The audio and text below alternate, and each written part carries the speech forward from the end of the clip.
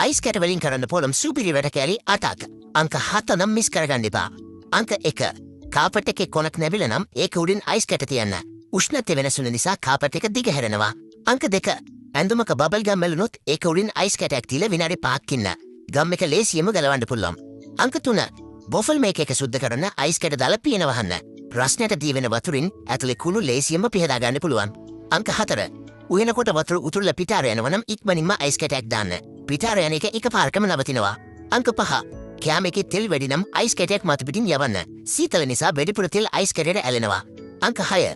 බීම එක ඉක්මනින් කූල් කරන්න තෙත ටිෂු එකකින් මුතලා ෆ්‍රිජ් දාන්න. විනාඩි 40ක් යන වැඩි විනාඩි 10න් කරගන්න පුළුවන්. අංක 7. ඔළුවේ කැක්කමට මහපට ඇගිල්ලයි දබර ඇගිල්ලයි අතරට අයිස් කැටයක් තියන්න. ස්නායු හරහා වේදනාව අඩු කරලා සහනයක් දෙනවා. අංක 8. බිත්තර පෙට්ටි විසි කරන්න එපා. ඒවට වතුර පුරවලා ෆ්‍රීසර් එකේ තිබ්බම නියම අයිස් මෝල්ඩ් එකක්. අනිවාර්යෙන් try කරන්න.